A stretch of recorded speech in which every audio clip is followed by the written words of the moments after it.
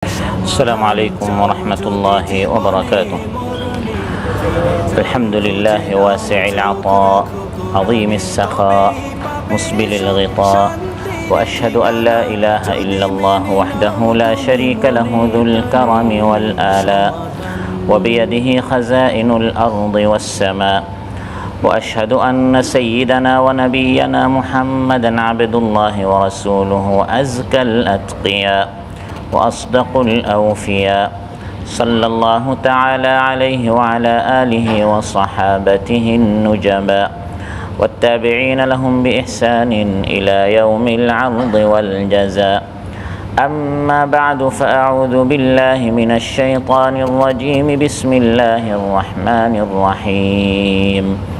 فخرج على قومه من المحراب فأوحى إليهم أن سبحوا بكرة وعشيا يا يحيى خذ الكتاب بقوة وآتيناه الحكم صبيا وحنانا من لدنا وزكاة وكان تقيا। আল্লাহ তাআলা ইরশাদ করেন, জাকারিয়া আলাইহিস সালাম তার কওমের নিকট মিহরাব থেকে বের হলেন এবং তাদেরকে বললেন, সকাল সন্ধ্যা আল্লাহর তাসবিহ পাঠ করো। আল্লাহ তাআলা বললেন ইয়াহইয়া আলাইহিস সালামকে, হে ইয়াহইয়া, কিতাব শক্ত করে ধারণ করো। আর আমি তাকে ইলম, জ্ঞান, হুকুম দান করেছি শৈশবকালেই। আর আমার পক্ষ থেকে দয়া, মমতা, ভালোবাসা তাকে দিয়েছি আর পবিত্রতা। আর তিনি ছিলেন মুত্তাকি। মোগলিনার এই মসজিদে আয়োজিত আজকের এই মাহফিলে উপস্থিত সম্মানিত মুসল্লি ভাইরা, সূরাত মারইয়াম থেকে 3টি আয়াত 11, 12 এবং 13 নম্বর আয়াত তিলাওয়াত করে এর সরল অনুবাদ উপস্থাপন করেছি। এই 3টি আয়াতের আলোকে আল্লাহ সুবহানাহু ওয়া তাআলা উল্লেখ করেছেন যে জাকারিয়া আলাইহিস সালাম কীভাবে তার কওমকে তাসবিহের কথা বলেছেন। তাসবিহের গুরুত্ব সম্পর্কে আমরা আলোচনা করব। পাশাপাশি জাকারিয়া আলাইহিস সালামের ছেলে ইয়াহইয়া আলাইহিস সালামকে কীভাবে আল্লাহ তাআলা কয়েকটা নির্দেশ করেছেন যেগুলো আমাদের জন্য খুব বেশি গুরুত্বপূর্ণ। একটি হচ্ছে আল্লাহর দেয়া কিতাব শক্ত করে ধারণ করতে হবে, যৌবনকালে ইবাদত বাড়িয়ে দিতে হবে, মমতা, ভালোবাসা। এবং ইয়াহইয়া আলাইহিস সালাম আল্লাহর মুত্তাকি বান্দা ছিলেন, যাতে করে এই গুণগুলো আমরা অর্জন করতে পারি। তাকওয়া, যৌবনকালের ইবাদত, মানুষের প্রতি ভালোবাসা, মহাব্বত ইত্যাদি এইসব বিষয় আপনাদের সামনে আলোচনা উপস্থাপন করব ইনশাআল্লাহ। সম্মানিত ভাইরা, আলোচ্যায়তে আল্লাহ তাআলা ইরশাদ করেন, জাকারিয়া আলাইহিস সালাম তার কওমের নিকট বের হয়ে ইশারা করে তাদেরকে বললেন, হে আমার কওম, সকাল সন্ধ্যা তোমরা তাসবিহ পাঠ করো। এই কথাটি জাকারিয়া আলাইহিস সালাম কখন বলেছিলেন? জাকারিয়া আলাইহিস সালাম তিনি নিঃসন্তান ছিলেন। যখন বার্ধক্যে পৌঁছে গেলেন, আল্লাহর নিকট তিনি দোয়া করলেন, হে আল্লাহ। তাফসিরে এসেছে তখন তার বয়স 120 বছর ছিল, তার স্ত্রীর বয়স 98 বছর ছিল, বন্ধা ছিলেন, সন্তান হওয়ার কথা নয়। কিন্তু আল্লাহ তাআলার নিকট তিনি সন্তানের দোয়া করলেন। আল্লাহ তাআলা এই বয়সে তাকে সন্তানের সুসংবাদ দিলেন, সুবহানাল্লাহ। আর সন্তানের নামও আল্লাহ তাআলা দিয়ে দিলেন যে সন্তানের নাম হবে ইয়াহইয়া। জাকারিয়া আলাইহিস সালামকে যখন আল্লাহ তাআলা এই সুসংবাদ দিলেন, অসম্ভবকে কীভাবে আল্লাহ তাআলা সম্ভব করে দিলেন, এই বার্ধক্যে কীভাবে আল্লাহ তাআলা তাকে সন্তান দিলেন, বিশ্বাস করেও কেমন জানি তিনি বিশ্বাস করতে পারছেন না। এত দ্রুত আল্লাহ তাআলা কীভাবে আমার ফরিয়াদ কবুল করলেন। তিনি বললেন, হে আল্লাহ, আমাকে একটা চিহ্ন দেন, একটা নিশানা দেন, নিদর্শন দেন, আমি বুঝতে পারবো এই বার্ধক্যে আমার স্ত্রীর গর্ভে সন্তান এসেছে। আল্লাহ তাআলা বললেন, হে জাকারিয়া, এর নিদর্শন হচ্ছে যখনই তোমার স্ত্রীর গর্ভে সন্তান আসবে তখন তুমি সুস্থ থাকা সত্ত্বেও কথা বলতে পারবে না। হ্যাঁ, যখন তুমি জিকির করা শুরু করবে, আল্লাহর কালাম পাঠ করা শুরু করবে, তখন আবার তোমার জবান চালু হয়ে যাবে। সুবহানাল্লাহ। জাকারিয়া আলাইহিস সালাম মানুষের সাথে 3 দিন পর্যন্ত, 3 রাত পর্যন্ত তিনি কথা বলতে পারতেন না। এটি ছিল চিহ্ন যে আল্লাহ তাআলার পক্ষ থেকে তাকে এক সন্তান দেয়া হয়েছে। তিনি কোনো কথা বলতে পারছেন না। এই অবস্থায়ও তিনি তার কওমকে একটা নির্দেশ করেছেন ইশারার মাধ্যমে। এই নির্দেশটি কত গুরুত্বপূর্ণ কোরআনের মধ্যে আল্লাহ তাআলা উল্লেখ করেছেন, ফাখারাজা আলা কওমিহি মিনাল মিহরাব ফাআওহা ইলাইহিম আন সাব্বিহু বুকরাতান ওয়া আশিয়া। জাকারিয়া আলাইহিস সালামের মুখ বন্ধ হয়ে গেল। তিনি বোবা নন, তারপরেও 3 দিন 3 রাত পর্যন্ত আল্লাহর কুদরত, আল্লাহর চিহ্ন, আল্লাহর পক্ষ থেকে একটি নিদর্শন, তিনি মানুষের সাথে কথা বলতে পারছেন না। মেহরাব থেকে বের হলেন, মানুষের নিকট গিয়ে তিনি একটাই তাদেরকে হুকুম করলেন ইশারার মাধ্যমে, ফাআউহা ইলাইহিম, ইশারা করলেন, হে আমার কওম আনসাব্বিহু বুকরাতাও ওয়া আশিয়া, সকাল সন্ধ্যা তোমরা আল্লাহর তাসবিহ পাঠ করো। এই আয়াত থেকে বোঝা গেল তাসবিহের গুরুত্ব কত বেশি, সুবহানাল্লাহ বলা এর গুরুত্ব কত বেশি। জাকারিয়া আলাইহিস সালাম কথা বলতে পারছেন না, এ সত্ত্বেও তিনি তার কওমকে ইশারার মাধ্যমে বলছেন, হে আমার কওম, সকাল সন্ধ্যা তোমরা রবের জিকির করো, রবের তাসবিহ পাঠ করো। এজন্য বান্দাকে সদা সর্বদা তার জবানে আল্লাহর জিকির চালু রাখতে হবে। বিশেষ করে তাসবিহের মাধ্যমে বেশি বেশি করে সুবহানাল্লাহ, আলহামদুলিল্লাহ, লা ইলাহা ইল্লাল্লাহ, আল্লাহু আকবার, এই জিকিরগুলো দ্বারা জবানকে তরতাজা রাখতে হবে। সহিহ মুসলিমে এসেছে রাসূল সাল্লাল্লাহু আলাইহি ওয়াসাল্লামকে প্রশ্ন করা হলো, আইয়ুল কালামি আফদাল, ইয়া রাসূলুল্লাহ, সর্বোত্তম কালাম কি, কথা কি? তিনি ইরশাদ করলেন, মাস্তাফাল্লাহু লিমালাইকাতিহি আও লিইবাদিহি সুবহানাল্লাহি ওয়া বিহামদিহি, সর্বোত্তম কথা হচ্ছে সেই কথা যেই কথা আল্লাহ তাআলা তার ফেরেশতাদের জন্য এবং তার প্রিয় বান্দাদের জন্য বাছাই করেছেন, পছন্দ করেছেন, আর সেটা হচ্ছে সুবহানাল্লাহি ওয়া বিহামদিহি। জাকারিয়া আলাইহিস সালাম তার কওমকে বলেছেন, হে আমার কওম, তোমরা তাসবিহ পাঠ করো। আল্লাহর নিকট প্রিয় কালাম হচ্ছে সুবহানাল্লাহি ওয়া বিহামদিহি, বেশি বেশি করে তাসবিহ পাঠ করা। আবার সহিহ মুসলিমে এসেছে, ক্বালা রাসূলুল্লাহ সাল্লাল্লাহু আলাইহি ওয়াসাল্লাম, আয়াজিজু আহাদুকুম আন ইয়াকসিবা কুল্লা ইয়াউমিন আলফা হাসানা। রাসূল সাল্লাল্লাহু আলাইহি ওয়াসাল্লাম তার সাথীদেরকে বললেন, হে আমার সাথীরা, হে আমার সাহাবা, প্রতিদিন তোমরা 1000 করে নেকি তোমরা কি উপার্জন করতে পারবে? একজন প্রশ্ন করল, কাইফা ইয়াকসিবু আহাদুনা আলফা হাসানা, প্রতিদিন 1000টা নেকি আমরা কিভাবে অর্জন করতে পারি? রাসূল সাল্লাল্লাহু আলাইহি ওয়াসাল্লাম ইরশাদ করলেন, ইউসাব্বিহু মিআতা তাসবিহা, প্রতিদিন 100 বার যদি আমরা সুবহানাল্লাহ বলি, ফায়ুকতাবু লাহু আলফু হাসানা আও ইউহাত্তু আনহু আলফু খাতিআ, আল্লাহ তাআলা 1000টি নেকি লিখে দিবেন বা 1000টি গুনাহ আল্লাহ তাআলা মাফ করে দিবেন। সুবহানাল্লাহ। তাসবিহের অন্যতম একটি জিকির হচ্ছে সুবহানাল্লাহ বলা, আরেকটি হচ্ছে সুবহানাল্লাহি ওয়া বিহামদিহি সুবহানাল্লাহিল আযীম, এটি আল্লাহর প্রিয় একটি তাসবিহ। বুখারী ও মুসলিমে এসেছে, ক্বালা রাসূলুল্লাহ সাল্লাল্লাহু আলাইহি ওয়াসাল্লাম, কালিমাতানি খাফিফাতানি আলাল লিসান সাকিলাতানি ফিল মিজান হাবিবাতানি ইলার রহমান সুবহানাল্লাহি ওয়া বিহামদিহি সুবহানাল্লাহিল আযীম। রাসূল সাল্লাল্লাহু আলাইহি ওয়াসাল্লাম ইরশাদ করেন, দুটি কালিমা, দুটি শব্দ রহমানের নিকট অনেক প্রিয়, মিজানের পাল্লায় অনেক ভারী, জবানে একবারে হালকা, বলাটা একবারে সহজ। সুবহানাল্লাহি ওয়া বিহামদিহি সুবহানাল্লাহিল আযীম। আরেকটি তাসবিহ হচ্ছে সুবহানাল্লাহর সাথে আলহামদুলিল্লাহ বলা, সুবহানাল্লাহি ওয়ালহামদুলিল্লাহ সুবহানাল্লাহি ওয়ালহামদুলিল্লাহ, এই তাসবিহটি পাঠ করা। সহিহ মুসলিমে এসেছে, ক্বালা রাসূলুল্লাহ সাল্লাল্লাহু আলাইহি ওয়াসাল্লাম, সুবহানাল্লাহি ওয়ালহামদুলিল্লাহি তামলাআনি আও তামলাউ মা বাইনাস সামাওয়াতি ওয়াল আরদ, সুবহানাল্লাহ এবং আলহামদুলিল্লাহ বলার কারণে আসমান সমূহ এবং মাঝখানের যে জায়গা আছে পুরাটা আল্লাহ তাআলা নেকি দ্বারা ভরে দেন। সহিহ মুসলিমে এবং বুখারীতে এসেছে, ক্বালা রাসূলুল্লাহ সাল্লাল্লাহু আলাইহি ওয়াসাল্লাম, মান ক্বালা সুবহানাল্লাহি ওয়া বিহামদিহি ফি ইয়াউমিন মিআতা মাররা হুত্তাত খাতায়াহু ওয়া ইন কানাত মিথলা জাবাদিল বাহর, সমুদ্রের ফেনার মতো যদি আপনার গুনাহ হয়, সুবহানাল্লাহি ওয়া বিহামদিহি 100 বার বললে আল্লাহ তাআলা সব মাফ করে দিবেন। যতবার তাসবিহ পাঠ করবেন আল্লাহ তাআলা এক একটি সাদাকার সওয়াব দিবেন।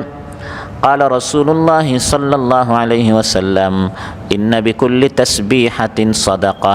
সহিহ মুসলিমে এসেছে, রাসূল সাল্লাল্লাহু আলাইহি ওয়াসাল্লাম ইরশাদ করেন, প্রতিটি সুবহানাল্লাহর মাধ্যমে আল্লাহ তাআলা এক একটি সাদাকার সওয়াব দিবেন। সুবহানাল্লাহ।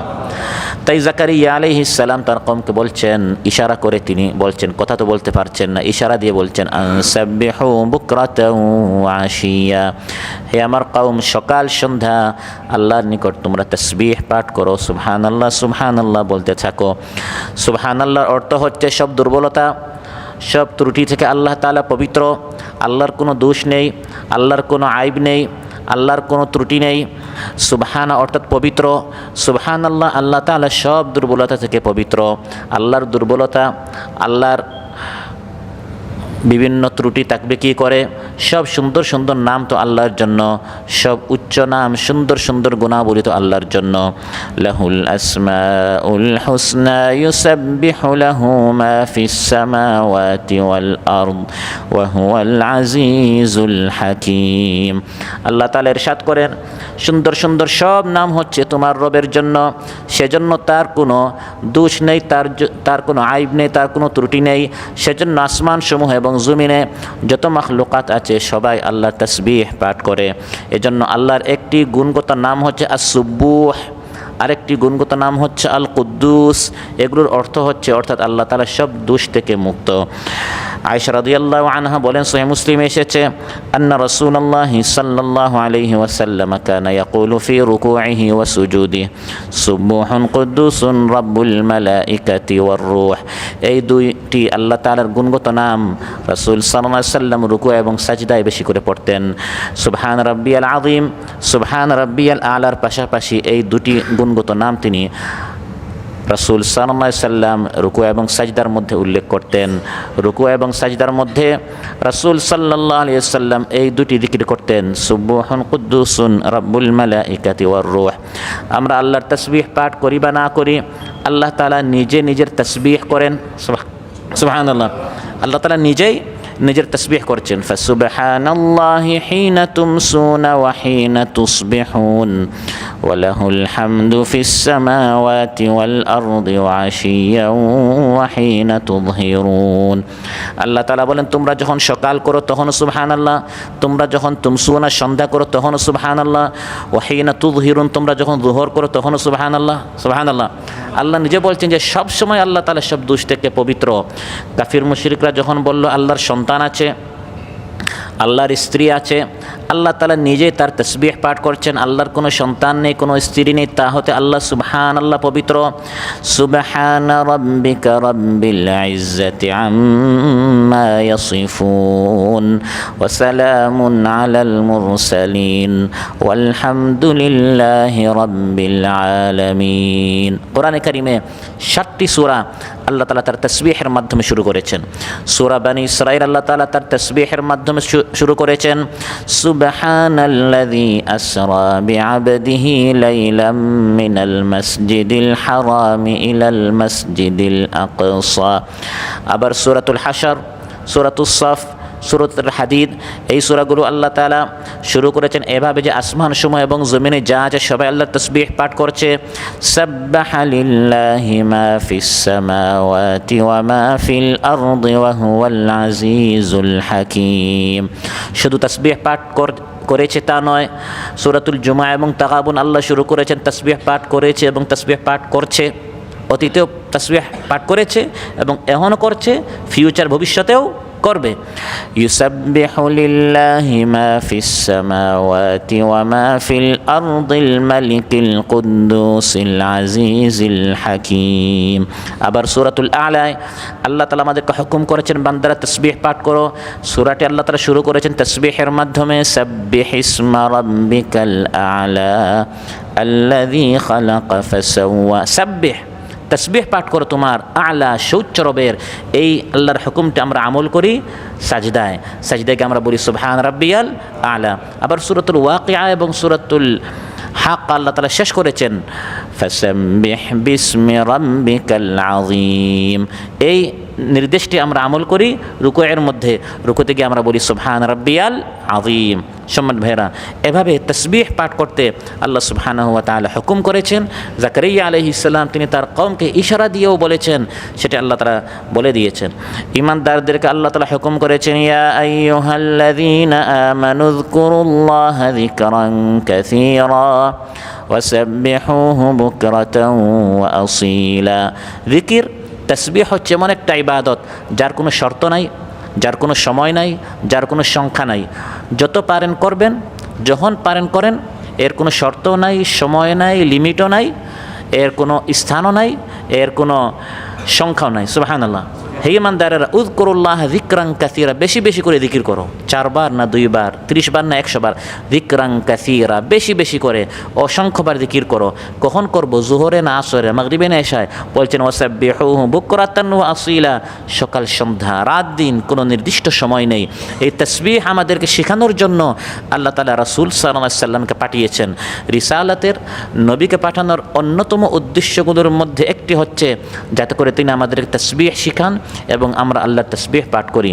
কোরআন বলছে ইন্না আরসালনাকা শাহিদান ওয়া মুবাশশিরান ওয়া নাযীরা লিতুমিনু বিল্লাহি ওয়া রাসূলিহি ওয়া তুআজ্জিরুহু ওয়া তুওয়াক্কিরুহু ওয়া তুসাব্বিহুহু বুকরাতান ওয়া আসীলা।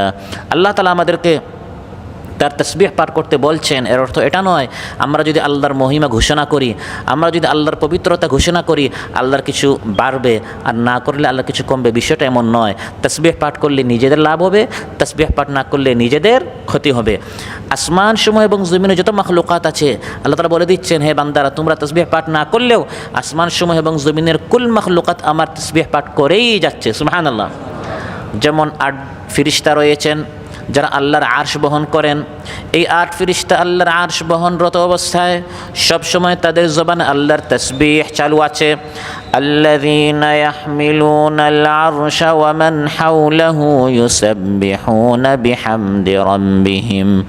শুধু যারা আরশ বহন করেছে ওই 8 ফেরেশতা নয়, আল্লাহ তাআলা বলে দিচ্ছেন আসমান সমূহ এবং জমিনে যত মালাইকা ফেরেশতা আছে, ফেরেশতাদের সংখ্যা কত? অসংখ্য অগণিত, এটা গণে আপনি শেষ করতে পারবেন না। শুধু প্রত্যেক মানুষের সাথে যদি 2 জন ফেরেশতা থাকে, এখানে তো ফেরেশতাদের সংখ্যা ডাবল হয়ে গেল। মানুষের দ্বিগুণ এমনিতেই হয়ে যায়। আর প্রতিদিন কাবা ঘরের উপরে সপ্ত আকাশে আল বাইতুল মামুর যেখানে ফেরেশতারা তাওয়াফ করে, এখানে প্রতিদিন 70,000 ফেরেশতা তাওয়াফে প্রবেশ করে। যারা একবার ঢুকে তারা দ্বিতীয়বার চান্স পায় না। তাহলে ফেরেশতাদের সংখ্যা কত? এই সব ফেরেশতারা কোরআন বলে দিচ্ছে তারা রাত দিন অক্লান্ত অবস্থায় আল্লাহর তাসবিহ পাঠ করেই যাচ্ছে। সুবহানাল্লাহ। ইউসাব্বিহুনাল লাইলা ওয়ান নাহারা লা ইয়াফতুরুন। অক্লান্ত অবস্থায়, বিরক্ত হয় না, ক্লান্ত হয় না, শ্রান্ত হয় না, রাত দিন ফেরেশতারা আল্লাহর তাসবিহ পাঠ করে যাচ্ছে। ফেরেশতারা সবসময় তাদের জবানে তাসবিহ থাকে। যেমন কোরআন বলে দিয়েছে, তারা বলেছিল ক্বালু সুবহানাকা লা ইলমা লানা ইল্লা মা আল্লামতানা ইন্নাকা আনতাল আলিমুল হাকীম। তারা তাদের কথা শুরু করেছে তাসবিহের মাধ্যমে, ক্বালু সুবহানাকা। এরপরে তারা পরের কথা বলেছে লা ইলমা লানা, কিন্তু কথাটা তারা শুরু করেছে তাসবিহের মাধ্যমে, সুবহানাকা এর মাধ্যমে। নবীরা সবসময় তারা তাসবিহ পাঠ করতেন। কথার আগে, কথার মাঝে, কথার শেষে আল্লাহর তাসবিহ তারা পাঠ করতেন। মূসা আলাইহিস সালাম যাতে করে তিনি আল্লাহর তাসবিহ পাঠ সহজে করতে পারেন, বেশি করে করতে পারেন, সেজন্য মূসা আলাইহিস সালাম আল্লাহর নিকট একজন সহযোগী চেয়েছেন। হে আল্লাহ, আমি একা আপনার তাসবিহ পাঠ করব, আপনি আমার সাথে আমার ভাই হারুনকেও নবী বানিয়ে দেন, যাতে করে 2 জন মিলে আমরা একসাথে বলতে পারি সুবহানাল্লাহ সুবহানাল্লাহ। অতএব তাসবিহের জন্য একটা পরিবেশ দরকার, একটা মাহৌল দরকার। আমি একা যখন পড়ি, সাথে 2 জন হলে পড়াটা আরও সহজ হবে, 5 জন হলে পরিবেশ আরও সুন্দর হয়, 10 জন হলে বলাটা আরও আসান হয়। এর জন্য মূসা আলাইহিস সালাম যাতে করে তিনি বেশি করে তাসবিহ পাঠ করতে পারেন, জিকির করতে পারেন, সেজন্য আল্লাহর নিকট দোয়া করে তিনি তার ভাই হারুনকে নবী বানিয়েছেন। ওয়াজআল লি ওয়াজিরাম মিন আহলি হারুন আখি উশদুদ বিহি আজরি ওয়া আশরিকহু ফি আমরি। হে আল্লাহ, আমার ভাই হারুনকে আমার সাথে নবী বানান। কেন আমার ভাই আমার সাথে নবী হোক এটা আমি চাই। কাই নুসাব্বিহাকা কাসীরান ওয়া নাযকুরাকা কাসীরা, যাতে করে আমরা 2 ভাই বেশি বেশি করে আপনার জিকির করতে পারি এবং আপনার তাসবিহ পাঠ করতে পারি। মূসা আলাইহিস সালাম যখন আল্লাহর নিকট চাইলেন, হে আল্লাহ আমি আপনাকে দেখতে চাই, আল্লাহ বললেন, হে মূসা তুমি আমাকে দেখতে পাবে না, তুর পাহাড়ে আমি সামান্য আমার আলো তাজাল্লি করব। দেখো তুর পাহাড়ের কি হয়, তার চোখের সামনে সঙ্গে সঙ্গে তুর পাহাড় চূর্ণ বিচূর্ণ হয়ে যায়। মূসা আলাইহিস সালাম অজ্ঞান হয়ে গেলেন, বুঝতে পারলেন এই জিনিসটা আল্লাহর নিকট চাওয়া ঠিক হয় নাই। সঙ্গে সঙ্গে তিনি তাসবিহ পাঠ করলেন। ফালাম্মা আফাকা ক্বালা সুবহানাকা তুবতু ইলাইকা ওয়া আনা আউয়ালুল মুমিনিন। ইউনূস আলাইহিস সালাম মাছের পেটের ভিতরে যখন গেলেন, ত্রিবিধ অন্ধকার, তিনটি অন্ধকার, রাতের অন্ধকার, সমুদ্রের অন্ধকার, মাছের অন্ধকার, যখন তিনি আটকা পড়লেন, জবানে তার তাসবিহ চালু হয়ে গেল। ফানাদা ফিয-যুলুমাতি আল্লা ইলাহা ইল্লা আনতা সুবহানাকা ইন্নী কুনতু মিনায-যালিমিন।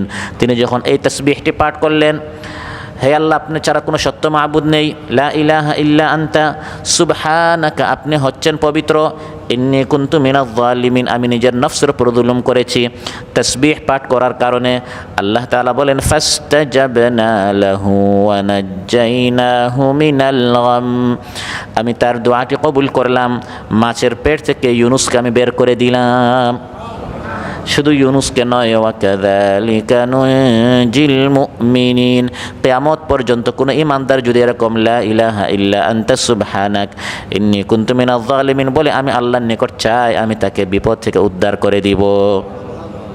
কোরআন বলে দিচ্ছে, ইউনুস আলাইহিস সালাম যদি বলতেন লা ইলাহা ইল্লা আনতা ইন্নী কুনতু মিনায-যালিমিন সুবহানাকা, যদি তিনি না বলতেন, মাছের পেটে কিয়ামত পর্যন্ত তিনি থেকে যেতেন। فلولا أنه كان من المسبحين للبث في بطنه إلى يوم يبعثون। আল্লাহ তাআলা বলেন ইউনুস আলাইহিস সালাম মুসাব্বিহিন, যদি তিনি তাসবিহটি না পড়তেন, লালাবিথা ফি বাতনিহি, তাহলে মাছের বাতন বলা হয় পেটকে, মাছের পেটে, ইলা ইয়াউমি ইউবআসুন, মানুষ পুনরুত্থিত হওয়ার দিন পর্যন্ত, কিয়ামত পর্যন্ত মাছের পেটে তিনি থেকে যেতেন। তার তাসবিহটি কত গুরুত্বপূর্ণ একটি ইবাদত। আপনি কঠিন সংকটে পড়েছেন, বিপদে পড়েছেন, নিঃসন্তান হয়েছেন, অসুস্থ হয়েছেন, ঋণগ্রস্ত হয়েছেন, সব দিক থেকে মনে হচ্ছে রাস্তা বন্ধ হয়ে গেল, বন্ধুরা পর হয়ে গেল, আপনরা অচেনা হয়ে গেল, এমন অবস্থায় যদি আপনি তাসবিহ পাঠ করেন, আপনার সংকটটি আল্লাহ দূর করবেন, আপনার রাত শুভে সাদিক হবে ইনশাআল্লাহ। ঈসা আলাইহিস সালাম, কিয়ামতের দিন আল্লাহ তাআলা তাকে জিজ্ঞাসা করবেন, হে ঈসা, তোমাকে পাঠিয়েছিলাম মানুষদেরকে আমার দিকে দাওয়াত দেওয়ার জন্য, এখন দিকে এই পৃথিবীতে অসংখ্য মানুষ খ্রিস্টান, তারা তো আমার ইবাদত না করে তোমার পূজা করছে, তুমি কি তাদেরকে বলেছিলে আল্লাহকে বাদ দিয়ে আমি ঈসার পূজা করো? কিয়ামতের দিন আল্লাহ কাউকে ছাড়বেন না, ঈসা আলাইহিস সালামকে আল্লাহ দাঁড় করাবেন, তাকে জিজ্ঞাসা করবেন, হে ঈসা, খ্রিস্টানেরা তোমার পূজা করছে কেন? ঈসা আলাইহিস সালাম জবাবে বলবেন, সুবহানাক, হে আল্লাহ আপনি পবিত্র, মা ইয়াকুনু লি আন আকুলা মা লাইসা লি বিহাক, এই কথা আমি তাদেরকে বলি নাই, যেটা অন্যায় এই কথা আমি তাদেরকে বলতে পারি না, বরং আমি তাদেরকে বলেছি মা কুলতু লাহুম ইল্লা মা আমারতানি বিহি আন ইবুদুল্লাহ, আমি তাদেরকে বলেছি তোমরা ইবাদত করো আল্লাহর, কিন্তু তারা আমার কথা মানে নাই। তিনি তার দায়িত্ব পালন করেছেন, কিন্তু কওম তাকে আল্লাহ শরীক বানিয়েছে, তিনি বেঁচে যাবেন, কওম ফেসে যাবে। সুবহানাল্লাহ। তো তিনি যখন জবাব দিবেন, জবাবে শুরুতে বলবেন সুবহানাকা, এই কথা এজন্য উল্লেখ করলাম, এটা বোঝাবার জন্য যে নবীরা তাদের কথার শুরুতে, শেষে, মাঝখানে সবসময় তাসবিহটি তাদের চালু থাকতো। যারা আহলে ইলম, যারা কোরআন অধ্যয়ন করে, যারা কোরআন বুঝে, তাদের সম্পর্কে আল্লাহ তাআলা বলেন তারা শুধু খতম দেয় না, তারা শুধু ফাতিহা থেকে নাস এরকম না বুঝে তারা তিলাওয়াত করে না, বরং তিলাওয়াতের সময় যখন আয়াত তিলাওয়াত করে, আল্লাহর বড়ত্ব, আল্লাহর শ্রেষ্ঠত্ব, আল্লাহর মাহাত্ম্য, আল্লাহর বিশাল বিশাল সৃষ্টির আলোচনা যখন আসে, তখন তার আয়াতগুলো পড়ে আল্লাহর বড়ত্ব বুঝে বুঝে তারা বলে সুবহানাল্লাহ সুবহানাল্লাহ, বুঝে বুঝে তারা কোরআন অধ্যয়ন করে। সুবহানাল্লাহ। এটি হচ্ছে কোরআন তিলাওয়াতের সিস্টেম। আর শুধু আমরা খতম দিচ্ছি, 5 খতম 10 খতম, একবারও আমি বুঝলাম না, এজন্য আমার জীবন পরিবর্তন হচ্ছে না। কোরআন কীভাবে তিলাওয়াত করতে হবে, যারা কোরআন অধ্যয়ন করে বুঝে, কোরআন বলে দিচ্ছে তাদের কোরআন তিলাওয়াত করার সিস্টেমটা কি। ইন্নাল্লাযীনা উতুল ইলমা মিন ক্বাবলিহি ইযা ইউতলা আলাইহিম ইয়াখিরুনা লিল আযকানি সুজদাা ويقولون سبحان ربنا إن كان وعد ربنا لمفعولا। যখন তারা কোরআন তিলাওয়াত করে, কোনো হুকুম আসলে সঙ্গে সঙ্গে তারা মাথা নত করে।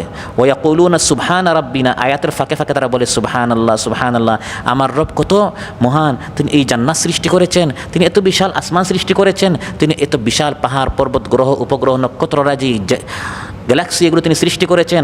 সে যখন এগুলো পড়ে, কোরআনের মধ্যে আল্লাহ উল্লেখ করেছেন যে আজকের বিজ্ঞান বলছে শত শত বছর আগে কোরআন কীভাবে এগুলো বললো, সে এগুলো পড়ে আর তার আকল নিয়ে চিন্তা করে, ইয়াতাযাক্কারুন, সে ফিকির করে কোরআনের এই আয়াতগুলো নিয়ে সুবহানা রাব্বিনা, সে আল্লাহ তাসবিহ পাঠ করে আয়াতের ফাঁকে ফাঁকে। সুবহানাল্লাহ। এটি ছিল রাসূল সাল্লাল্লাহু আলাইহি ওয়াসাল্লামের তিলাওয়াতের সিস্টেম। ইযা মাররা বিআয়াতি তাসবিহিন সাব্বাহ, তাসবিহের আয়াতে তিনি তিলাওয়াত করে তিনি সুবহানাল্লাহ বলতেন। ইযা মাররা বিআয়াতি সুআলিন সাআল, জান্নাতের আয়াত এসেছে আল্লাহর নিকট তিনি জান্নাত চাইতেন। জাহান্নামের আয়াত আসলো আল্লাহর নিকট জাহান্নাম থেকে তিনি পানা চাইতেন। এরকম বুঝে বুঝে তিনি কোরআন অধ্যয়ন করতেন। এরকম এক খতম দিলে আপনার জীবন পরিবর্তন হয়ে যাবে। তাই বলে এক খতম দিতে বলছি না, বেশি বেশি করে খতম দেন, কিন্তু বুঝে বুঝে আমাদের পড়তে হবে। অধ্যয়ন করলে কোরআনের মধ্যে আল্লাহ কী বলেছেন ভালো করে পড়লে তখন কোরআন আমাদের জীবনটা বদলে দিবে। শুধু আহলে ইলম নয়, আল্লাহ বলেন সাধারণ ইমানদারেরাও তারা যখন কোরআন তিলাওয়াত করে, আল্লাহর আয়াতগুলো যখন তাদের সামনে বলা হয় তখন তারা কি করে, ইন্নামা ইউমিনু বিআয়াতিনা আল্লাযীনা ইযা যুক্কিরু বিহা খাররু সুজ্জাদা ওয়া সাব্বাহু বিহামদি রাব্বিহিম ওয়া হুম লা ইস্তাকবিরুন। তাদের সামনে যখন আল্লাহর তিলাওয়াত করা হয়, খাররু সুজ্জাদা, তারা সাজদা লুটিয়ে পড়ে, ওয়া সাব্বাহু বিহামদি রাব্বিহিম, তখন তারা বেশি বেশি করে তাসবিহ পাঠ করতে থাকে। প্রিয় ভাইরা, আমাদের জবানে সবসময় আল্লাহর তাসবিহ চালু থাকতে হবে। আসমান জমিনে যত মাখলুকাত, জীব নির্জীব, প্রাণী নিষ্প্রাণ, সবাই আল্লাহর তাসবিহ পাঠ করছে। সুবহানাল্লাহ। এই কাঠ, এই আপনার পাথর, ইট যা আছে, নিষ্প্রাণরাও পর্যন্ত তারা আল্লাহর তাসবিহ পাঠ করছে। হ্যাঁ, আমি আপনার তাদের তাসবিহের ভাষা বুঝি না, কিন্তু তারা সবাই আল্লাহর তাসবিহ পাঠ করছে এবং আল্লাহর তাসবিহ পাঠ করার জন্য তাদেরকে সৃষ্টি করেছেন। সুবহানাল্লাহ। ওয়া মিন শাইইন ইল্লা ইউসাব্বিহু বিহামদিহি ওয়ালাকিন লা তাফকাহুনা তাসবিহাহুম। আল্লাহ তাআলা বলেন সবাই আল্লাহর তাসবিহ পাঠ করে, হ্যাঁ তোমরা বুঝো না। সহিহ বুখারীতে এসেছে, কারাসাত নামলাতুন নাবিয়্যান মিনাল আম্বিয়া, একজন নবীকে এক পিপিলিকা কামড় মারল। ফাআমারা বিকারিয়াতিন নামলি ফাউহরিকাত, তিনি হুকুম করলেন এই পুরা পিপিলিকার যে শহর আছে পুরাটা জ্বালিয়ে দাও। ফাআউহাল্লাহ, তখন আল্লাহ তাআলা এই নবীর প্রতি ওয়াহী নাজিল করলেন, আন আহরাক্তা উম্মাতান মিনাল উমামি তুসাব্বিহ, এক জাতি আমার তাসবিহ পাঠ করে এমন এক পিপিলিকা জাতিকে হে নবী তুমি জ্বালিয়ে দিলে। তার মানে পিপিলিকাও কী করে, সবসময় আল্লাহর তাসবিহ পাঠ করে। অযথা এরকম অনর্থক কোনো প্রাণীকে মারতে নেই, কারণ তারা আল্লাহর তাসবিহ পাঠ করছে। আমি আপনি শুনি বজ্রের আওয়াজ, বৃষ্টির আগে পরে কিসের আওয়াজ শুনি? কিসের আওয়াজ? বজ্রের। আমি আপনি শুনি শুধু একটি শব্দ, এটি সাধারণ কোনো শব্দ নয়, সে মূলত আল্লাহর তাসবিহ পাঠ করছে। কোরআন বলে দিচ্ছে, ওয়ায়ুসাব্বিহুর রা'দু বিহামদিহি ওয়াল মালাইকাতু মিন খিফাতিহি। রা'দ বলা হয় বজ্রকে। আল্লাহ বলেন ওয়ায়ুসাব্বিহুর রা'দু বিহামদি, বজ্রের এই আওয়াজটি হচ্ছে সে আল্লাহর তাসবিহ এবং হামদ পাঠ করছে। সে বলছে সুবহানাল্লাহি ওয়া বিহামদি। এই সুবহানাল্লাহি ওয়া বিহামদিহির এই আওয়াজটি হচ্ছে এই শব্দটা যেটা আমি আপনি শুনি। সুবহানাল্লাহ। সহিহ বুখারীতে এসেছে, ইবনে মাসউদ রাদিয়াল্লাহু আনহু বলেন, কুন্না নাসমাউ তাসবিহাত তাআমি ওয়া হুয়া ইউকাল, রাসূল সাল্লাল্লাহু আলাইহি সাল্লামের সাথে যখন আমরা খাবার খেতাম মাঝে মধ্যে ওই খাবারের তাসবিহের আওয়াজটিও, ধ্বনিটাও আমরা শুনতাম। এটি ছিল আল্লাহর নবীর একটি মুজিজা। এই খাবারটি যে আপনি খাচ্ছেন সে কী করে? তাসবিহ পাঠ করে। এই তাসবিহের আওয়াজটি মাঝে মধ্যে রাসূল সাল্লাল্লাহু আলাইহি সাল্লামের মাধ্যমে আল্লাহ তাআলা সাহাবায়ে কেরামদেরকেও শুনিয়ে দিতেন। আবু যার রাদিয়াল্লাহু আনহু বলেন, আন্নান নবিয়্য সাল্লাল্লাহু আলাইহি ওয়াসাল্লাম আখাযা ফি ইয়াদিহি হাসায়াত, রাসূল সাল্লাল্লাহু আলাইহি ওয়াসাল্লাম একদিন তার হাতে করে একটা পাথর নিলেন। ফাসামিআ লাহুন্না তাসবিহ কাহানিনিন নাহলি, মৌমাছির আওয়াজের মতো ওই পাথরের তাসবিহের আওয়াজ সবাই শুনতে পেয়েছে। সুবহানাল্লাহ। পাহাড় পর্বত সবাই আল্লাহ তাসবিহ পাঠ করে। দাউদ আলাইহিস সালামের জন্য তো আল্লাহ তাআলা পাহাড় পাখিদেরকে বলেছেন, আমার দাউদ যখন জিকির করে তাসবিহ করে, হে পাহাড় তোমরাও আমার দাউদের সাথে তাসবিহ পাঠ করো। সুবহানাল্লাহ। ইন্না সাখখারনাল জিবালা মাআহু ইউসাব্বিহনা বিল আশিয়্যি ওয়াল ইশরাক। আর এই মসজিদগুলো কেন? আমরা মনে করি মসজিদে আসবো, দুই সাজদা দিয়ে আবার চলে যাব।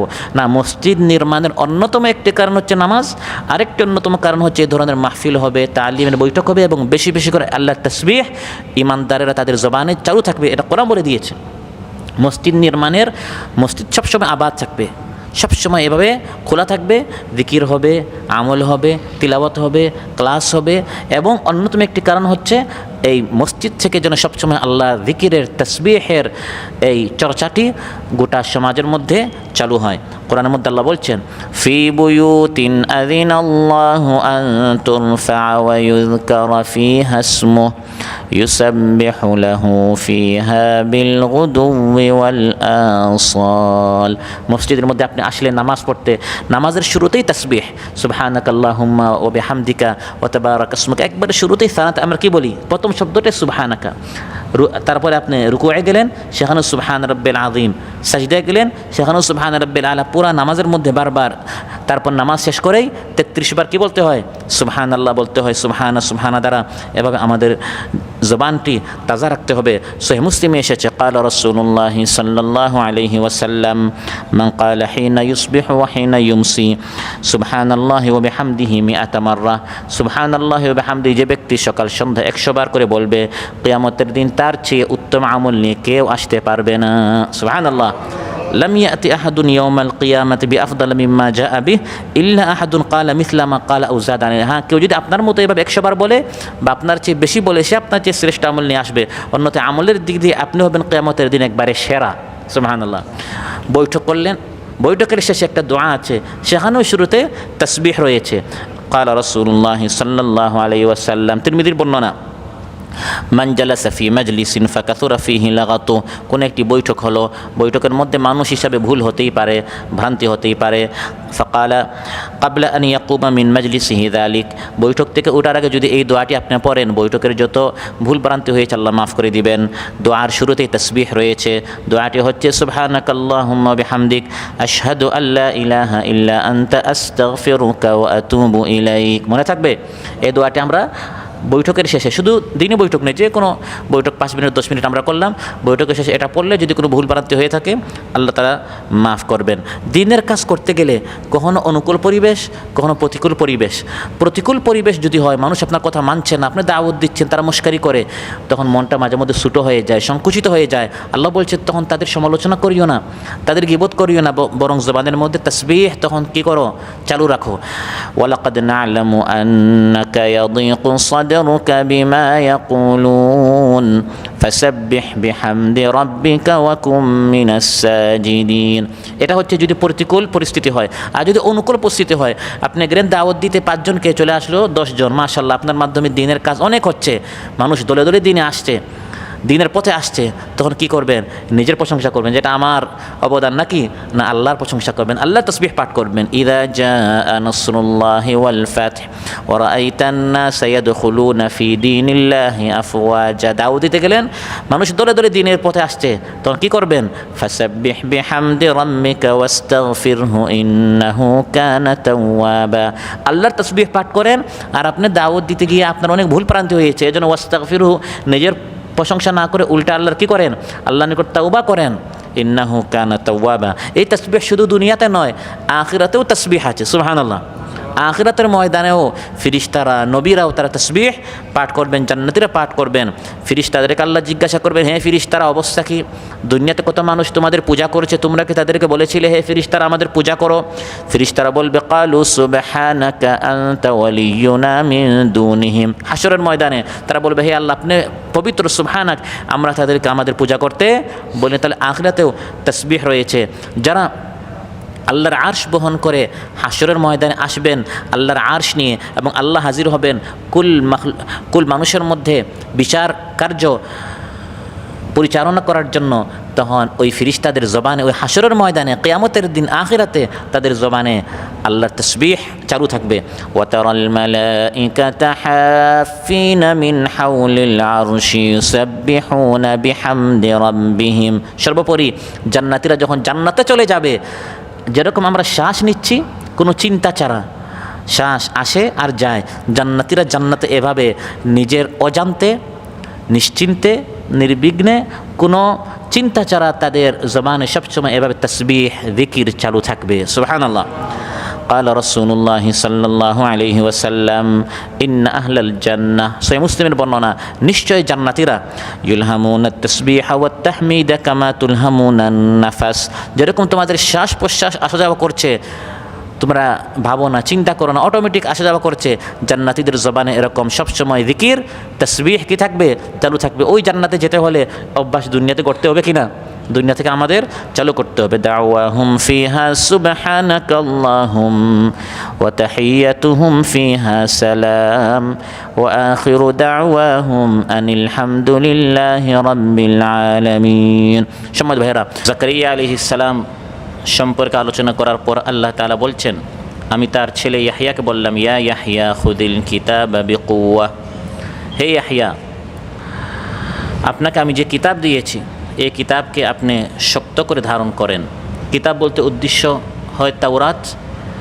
বা তাকে আল্লাহ তাআলা কোনো একটি কিতাব দিয়েছিলেন আল্লাহর পক্ষ থেকে যে হুকুম আসে যে কিতাব আসে যে সংবিধান আসে এটাকে আংশিকভাবে ধরলে হবে না কিছু মানলাম কিছু ত্যাগ করলাম বরং প্রত্যেক নবীকে আল্লাহ তাআলা হুকুম করেছেন আপনাকে আমি যে কিতাব দিয়েছি যে সংবিধান দিয়েছি যে গ্রন্থ দিয়েছি এটাকে ভালো করে ধরতে হবে ভালো করে মানতে হবে ভালো করে পড়তে হবে বুঝতে হবে এবং এটাকে প্রতিষ্ঠা করার জন্য ভালো করে সংগ্রাম করতে হবে যেমন হযরত মূসা আলাইহিস সালামকে আল্লাহ তাআলা হুকুম করে ইরশাদ করলেন وكتبنا له في الألواح من كل شيء موعظة وتفصيلا لكل شيء فخذها بقوة আল্লাহ তাআলা বলেন মূসা আলাইহিস সালামকে তাওরাতের মধ্যে আমি সব কিছু লিখে দিয়েছি তারপর বললাম ফাখুযহা বিকুওয়া হে মূসা এই তাওরাতের মধ্যে যে বিধানাবলী আছে আদেশ নিষেধ আছে এটাকে তুমি ভালো করে জানো পড়ো বুঝো এবং প্রতিষ্ঠা করার জন্য মেহনত করো তারপর বানু ইসরাঈলকে আল্লাহ তাআলা হুকুম করলেন হে বানু ইসরাঈল তোমাদেরকে আমি যে কিতাব দিলাম এই কিতাবটা তোমরা কিভাবে গ্রহণ করবে কিভাবে তোমরা এটাকে ধারণ করবে খুযু মা আতাইনাকুম বিকুওয়াতিন ওয়াযকুরু মা ফীহি লাআল্লাকুম তাত্তাকুন বিকুওয়া ভালো করে এই কিতাবটি তোমরা গ্রহণ করো কিতাবকে তোমরা মানো কিতাবকে তোমরা পড়ো কিতাবকে তোমরা জানো আমাদেরকে আল্লাহ তাআলা যে কিতাব দিলেন আল কোরআনুল কারীম এই কোরআন সম্পর্কে আল্লাহ তাআলা একই হুকুম করেছেন রাসূল সাল্লাল্লাহু আলাইহি ওয়াসাল্লামকে উদ্দেশ্য করে আল্লাহ তাআলা ইরশাদ করেন ফাস্তামসিক বিল্লাযী উহিয়া ইলাইকা ইন্নাকা আলা সিরাতিম মুস্তাকিম ফাস্তামসিক বিল্লাযী উহিয়া ইলাইকা আপনার প্রতি যা ওহী করা হয়েছে ফাস্তামসিক এটাকে ভালো করে আপনি ধরেন এটাই সত্য এটাই হক এটা থেকে আপনি অন্যদিকে বিমুখ হবেন না মানুষ কি বলে সমাজ কি বলে জনগণকে খুশি করা সরকারকে খুশি করা না আপনাকে যে কোরআন দিয়েছে এটাই সত্য এটাকে আপনি পুরাপুরি মানার জন্য আপনি চেষ্টা করেন এই কোরআনের মধ্যে সম্মান এই কোরআনের মধ্যে ইজ্জত কোরআনটাই আমার মানতে হবে বিকুওয়া ইয়া ইয়াহইয়া খুদিল কিতাবা বিকুওয়া হে ইয়াহইয়া আপনাকে যে কিতাব দিয়েছে এটা ভালো করে মানেন এটা প্রত্যেক নবীকে আল্লাহ বলেছেন যে নবীকে আল্লাহ যে কিতাব দিয়েছেন এই কিতাব মানতে হবে পড়তে হবে কোরআনে কারীম যদি আমরা ভালো করে মানি তাতেই সম্মান রয়েছে আর যারা কোরআন মানবে না বা আংশিক মানবে ভালো লাগলে মানে ভালো না লাগলে বাদ দিয়ে দে তাদের জন্য সম্মান নেই বরং তারা লাঞ্ছিত অপমানিত হবে রাসূল সাল্লাল্লাহু আলাইহি ওয়াসাল্লাম ইরশাদ করেন ইন্নাল্লাহা ইয়ারফাউ বিহাযাল কিতাবি আকওয়ামান ওয়া ইয়াদউ বিহি আখারিন নিশ্চয়ই এই কোরআনের মাধ্যমে কতক জাতিকে আল্লাহ তাআলা সম্মানিত করেন আবার কতক জাতিকে আল্লাহ তাআলা লাঞ্ছিত করেন যারা এই কোরআনকে পড়ে জানে মানার চেষ্টা করে তারাই সম্মানিত হয় আর যারা এই কোরআন থেকে কিছু কিছু অংশ গ্রহণ করে নামাজের হুকুম নিল রোজার হুকুম নিল তিলাওয়াতের হুকুম নিল কিন্তু রাজনীতি বাদ দিয়ে দিল অর্থনীতি ত্যাগ করলো সমাজনীতি শিক্ষানীতি বিচারনীতি এগুলো তারা ত্যাগ করে ফেললো তাদের জন্য সম্মান নেই বরং তারা লাঞ্ছিত হয় তারা অপমানিত হয় তাই রাসূল সাল্লাল্লাহু আলাইহি ওয়াসাল্লাম ইরশাদ করেন আমি তোমাদের নিকট দুটি জিনিস রেখে গেলাম একটি হচ্ছে কোরআন আর একটি হচ্ছে সুন্নাত এই দুই জিনিস তোমরা দাঁত দ্বারা শক্ত করে গ্রহণ করো ধারণ করো এটাকে আঁকড়ে ধরো এর মধ্যে তোমাদের সম্মান এর মধ্যে তোমাদের ইজ্জত এটাই সত্য এটা মানলে দুনিয়া এবং আখিরাতে শান্তি ও মুক্তি পাবে তারাকতু ফীকুম আমরাইন লান তাদিল্লু মা তামাসসাকতুম বিহিমা কিতাবাল্লাহি ওয়া সুন্নতি, আমি তোমাদের নিকট দুটি জিনিস রেখে গেলাম। তারাকতু ফিকুম আমরাইন লান তাদিল্লু মা তামাসসাকতুম বিহিমা, এই দুটি জিনিস যদি তোমরা ধরতে পারো কখনো গুমরাহ হবে না, পথভ্রষ্ট হবে না, পথভ্রান্ত হবে না। একটি হচ্ছে কিতাব আল্লাহ, আর একটি হচ্ছে ওয়া সুন্নতি, আমি নবীর সুন্নত। কিন্তু আফসোসের বিষয়, বনু ইসরাইল যে কাজ করেছিল কোরআনের মধ্যে আল্লাহ উল্লেখ করেছেন, তারা তাওরাতের কিছু অংশ মেনেছে, কিছু অংশ ত্যাগ করেছে। আজ মুসলমানরাও তাই করছে কিনা? তাই করছে। আফাতুমিনুনা বিবাদিল কিতাবি ওয়া তাকফুরুনা বিবাদ ফামা জাযাউ মান ইয়াফআলু যালিকা মিনকুম ইল্লা খিযুন ফিল হায়াতিদ দুনিয়া ويوم القيامة يردون إلى أشد العذاب وما الله بغافل عما تعملون। যারা কোরআনের এক অংশ মানবে, কিতাবের এক অংশ ত্যাগ করবে, আল্লাহ তাআলা ইরশাদ করেন দুনিয়াতেও লাঞ্ছিত হবে এবং পরকালে তাদের জন্য কঠিন শাস্তি রয়েছে। তাই বারবার প্রত্যেক নবীকে আল্লাহ তাআলা বলেছেন, হে নবী, আপনাকে যে কিতাব দিয়েছে এটাকে আংশিকভাবে নয়, বরং এটাকে শক্ত করে গ্রহণ করতে হবে, পুরাপুরি এটাকে মানার চেষ্টা করতে হবে। ইয়া ইয়াহইয়া খুদিল কিতাব বিকুওয়া, এই হুকুমটা আল্লাহ তাআলা তার নবী ইয়াহইয়া আলাইহিস সালামকে করেছেন। এখান থেকে আমরা শিখলাম ইয়াহইয়া আলাইহিস সালামের কিতাবকে তার শক্ত করে গ্রহণ করার আল্লাহ তাকে হুকুম করেছেন, আর আমাদের কিতাব শক্ত করে গ্রহণ করার জন্য আল্লাহ তাআলা আমাদেরকে নির্দেশ করেছেন। তারপরে ইয়াহইয়া আলাইহিস সালামের কয়েকটি গুণ আল্লাহ তাআলা উল্লেখ করেছেন, কারণ ইয়াহইয়া আলাইহিস সালাম তার সম্পর্কে তার বাবা জাকারিয়া আলাইহিস সালাম আল্লাহর নিকট দোয়া করেছিলেন, হে আল্লাহ আমাকে নেক সন্তান দান করেন, ওয়াজআলহু রাব্বি রাদিয়া, হে আল্লাহ আমার সন্তান ইয়াহইয়া সে যেন সন্তোষভাজন হয়, সে যেন নেককার হয়, সেজন্য আপনার প্রিয় ভাজন হয়। বাবাদেরকে তাদের সন্তানদের জন্য এভাবে দোয়া করতে হবে। এভাবে দোয়া করলে আল্লাহ তাআলা ইয়াহইয়া আলাইহিস সালামের মতো এরকম আপনাকেও আপনার প্রিয়, আল্লাহর প্রিয়, আপনার সন্তোষভাজন, প্রিয় ভাজন, আল্লাহর নেককার এক বান্দা, আপনাকে এক সন্তান আল্লাহ তাআলা দান করবেন। সুবহানাল্লাহ। কারণ সন্তান হলেই তো আর ভালো হয় না, কুসন্তানও আছে। আমাদের জনসংখ্যা নয়, আমাদের কি দরকার? জনশক্তি। যারা আমাদের জন্য শক্তি হবে, শুধু সংখ্যা বাড়লো কিন্তু মান নেই, বাবার জন্য টেনশনের কারণ হলো, বিপদের কারণ হলো, এই ধরনের অনেক কুসন্তান আছে না নাই? এই জন্য জাকারিয়া আলাইহিস সালাম দোয়া করেছিলেন, হে আল্লাহ আমাকে ওয়াজআলহু রাব্বি রাদিয়া, আমাকে নেক সন্তান দান করেন। রাদিয়া, যে যার উপর আপনি খুশি হবেন, আপনি তার উপর রাজি হবেন। আল্লাহ তাআলা দোয়া কবুল করলেন।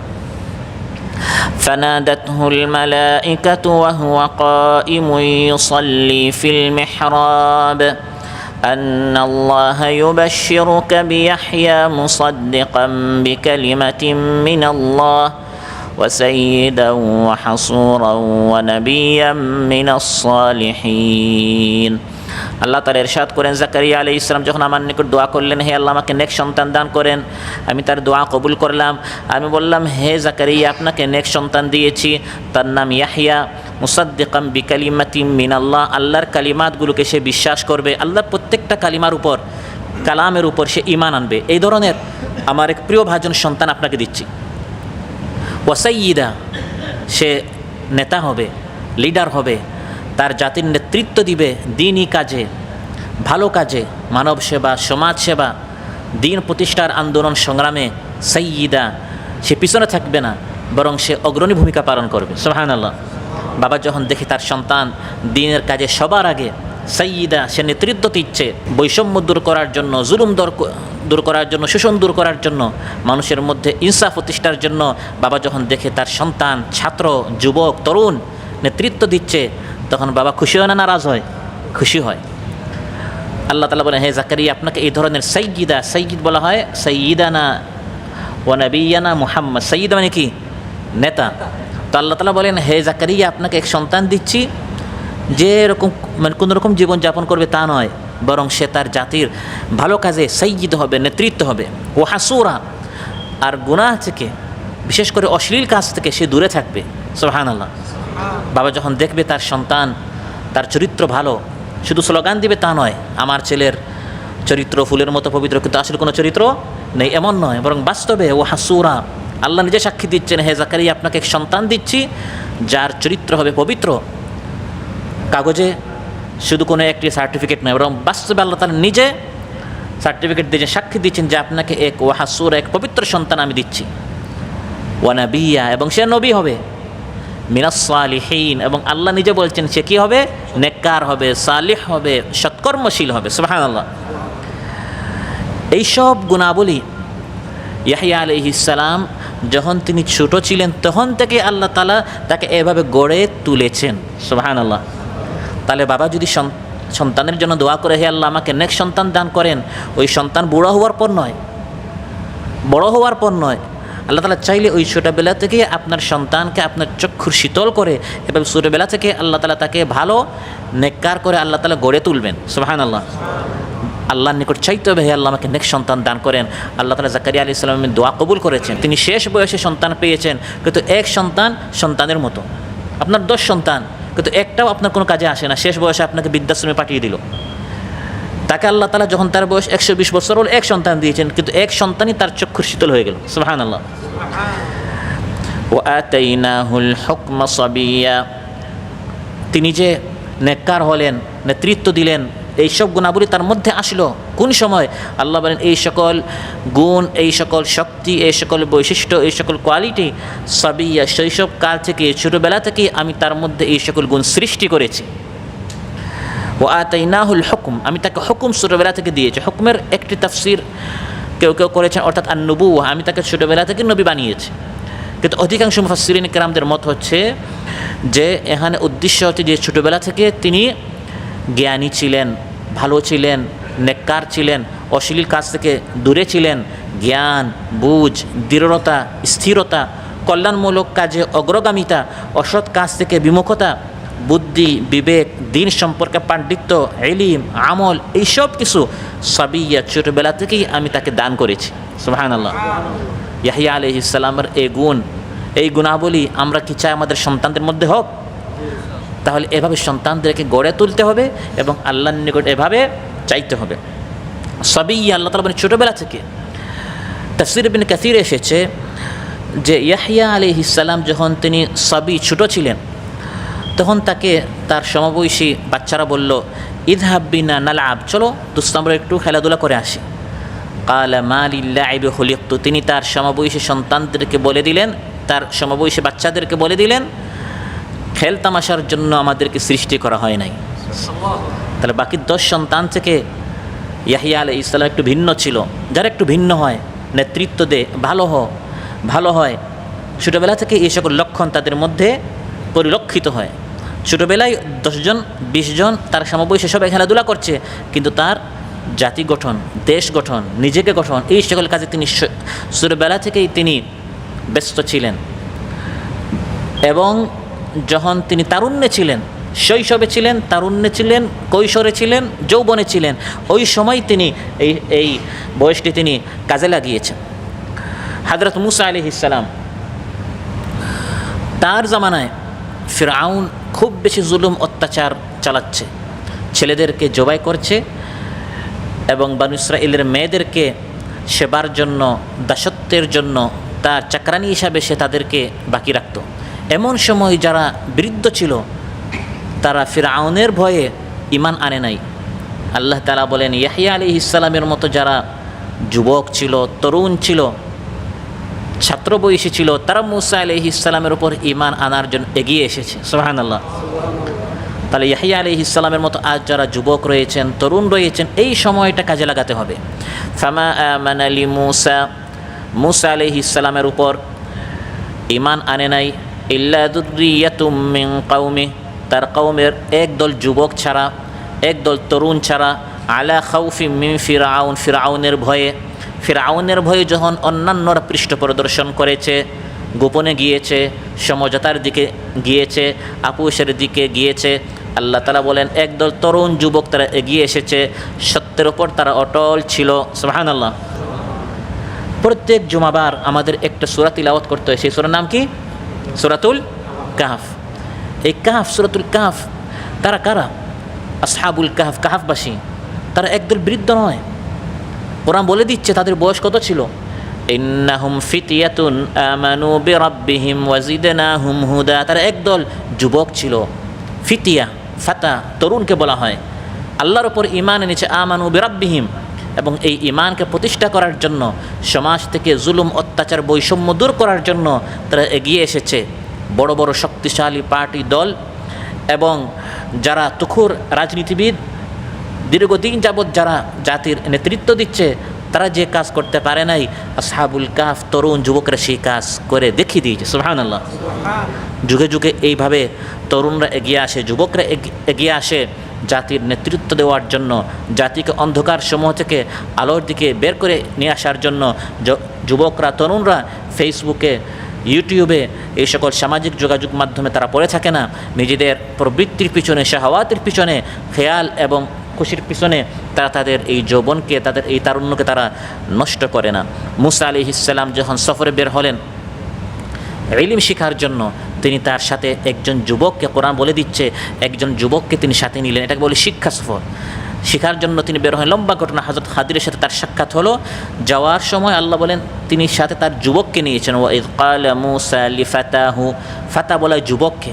শিখার জন্য, শিক্ষার বয়স হচ্ছে যৌবনকাল। এই সময় শিখতে হবে, জানতে হবে, বুঝতে হবে। যারা এই যৌবনকালটি কাজে লাগায়, কিয়ামতের দিন তারা বেঁচে যাবে।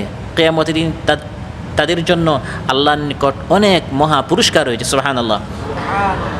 রাসূল সাল্লাল্লাহু আলাইহি ওয়াসাল্লাম ইরশাদ করেন, কিয়ামতের দিন কোনো বনি আদম তার পা উঠাতে পারবে না 5টি প্রশ্নের জবাব না দেওয়া পর্যন্ত। লান তাজুল কাদাম ইবনি আদম ইয়াউমাল কিয়ামতি হাত্তা ইউসআলা আন 50। 5টি প্রশ্নের জবাব না দিয়ে কেউ তার পা উঠাতে পারবে না। তিরমিজির বর্ণনা। এর মধ্যে একটি হচ্ছে গোটা জীবন সম্পর্কে, আরেকটি হচ্ছে যৌবনকাল সম্পর্কে। এই যৌবনকালেই যে আপনার 20-30 বছর, 18 থেকে বা 17 থেকে আপনার 40-45, এই যে আপনার যৌবনকাল, যখন আপনার শ্রবণ শক্তি, দৃষ্টিশক্তি, পুরা শরীরের শক্তিগুলো আপনার কাজ করছে, সক্রিয় আছে, শক্তিশালী, এই সময় আপনি কী করেছেন আল্লাহর নিকট জবাব দিতে হবে।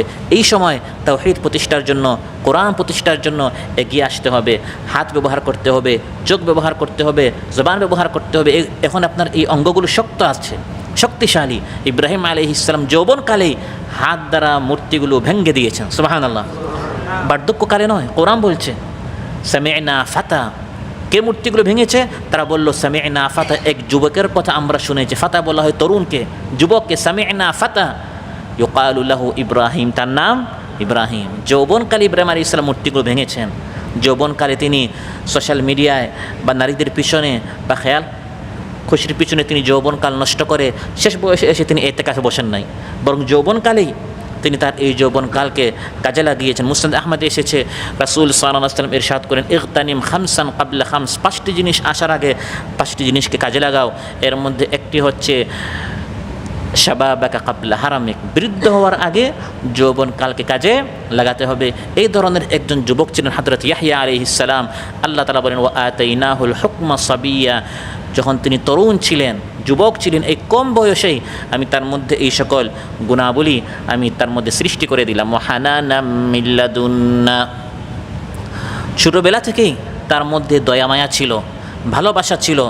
আমি তার অন্তরে পিতামাতা, আত্মীয়স্বজনদের প্রতি দয়া, মমতা, প্রেরণা আমি সৃষ্টি করে দিলাম।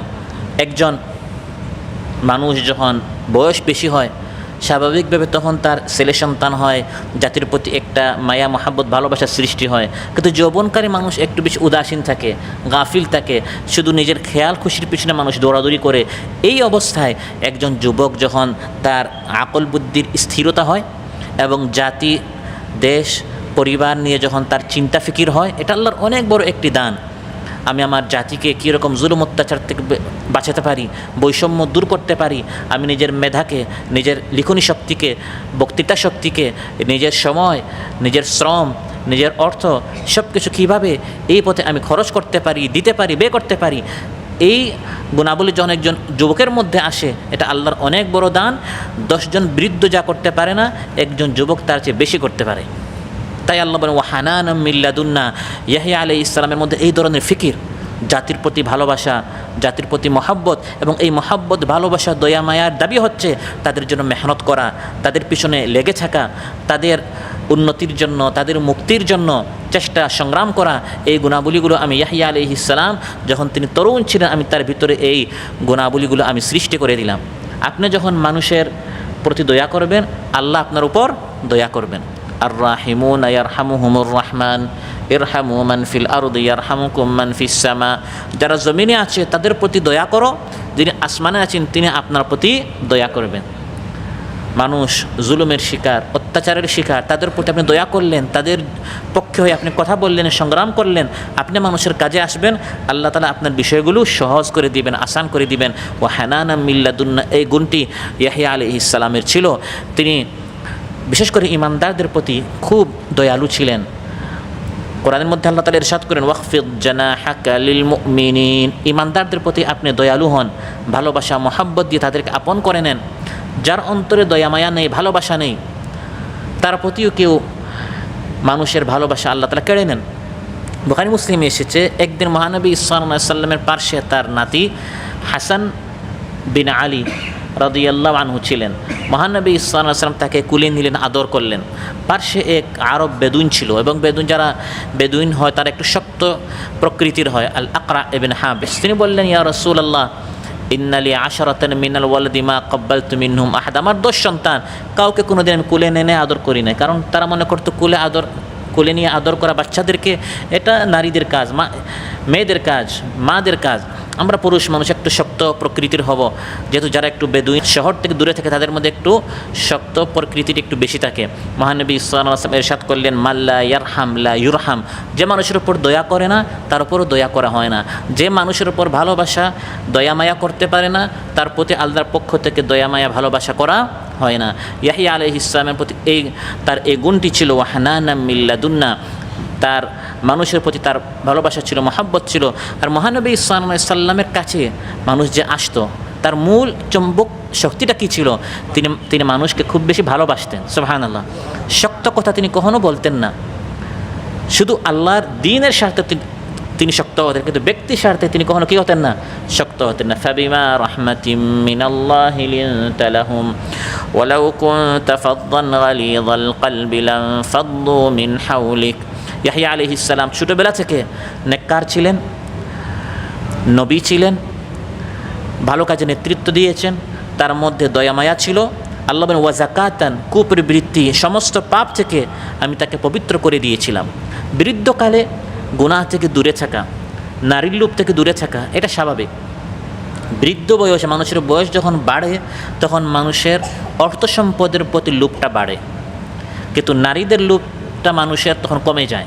কারণ যখন মানুষের বয়স বেশি হয় তখন সে নিজের জন্য, পরিবার, সন্তানদের জন্য কিছু রেখে যাওয়া স্থাবর সম্পদ নিয়ে সে একটু চিন্তা করে, জায়গা জমিন, অর্থ করি, এগুলো যুবকদের বেশ একটা চিন্তা হয়, এগুলো যখন বয়স হয় তখন। কিন্তু নারী লোভটি তখন বৃদ্ধদের স্বাভাবিকভাবে কমে যায়, কিন্তু যুবকদের এটা একটু বেশি হয়। আল্লাহ তাআলা বলেন যে ইয়াহইয়া আলাইহিস সালাম তিনি একজন পবিত্র যুবক ছিলেন, ওয়া যাকাতান, এই যৌবনকালে তিনি নিজেকে পবিত্র রাখতে পেরেছিলেন। সুবহানাল্লাহ। যৌবনকালে নারী থেকে, অশ্লীলতা থেকে নিজেকে দূরে রাখা এটা সহজ বিষয় নয়। তাই এখানে আল্লাহ তাআলা আলাদা উল্লেখ করেছেন, এটা আমার ইয়াহইয়া আলাইহিস সালাম, আমার বান্দার এই গুণ ছিল। আর এই গুণটি সর্বোচ্চ এবং সর্বোত্তমভাবে উপস্থাপন করেন হযরত ইউসুফ আলাইহিস সালাম। তিনি নারীর পিছনে যান নাই। ওয়ারাওয়াদাতহুল্লাতী হুয়া ফী বাইতি, আল্লাহ বলেন যার ঘরে তিনি কাজ করতেন সেই নারী তার পিছনে এসেছে। চিন্তা করেন। এবং আল্লাতী হুয়া ফী বাইতিহা, যার ঘরে তিনি থাকতেন। ইউসুফ আলাইহিস সালাম যার ঘরে সেবক, সে হচ্ছে তার মুনিব, সে তাকে আহ্বান করছে। এমন সময় একজন যুবক চিন্তা করবে যে এই নারীর কথা মানলেই সম্মান পাবো, অর্থ পাবো, এই বিশাল প্রাসাদের মালিক হব। আর কথা না মানলে, জুলাইখা বলেই দিয়েছে, আমার কথা না মানলে ইউসজানান্না, তাকে কারাবন্দী হতে হবে।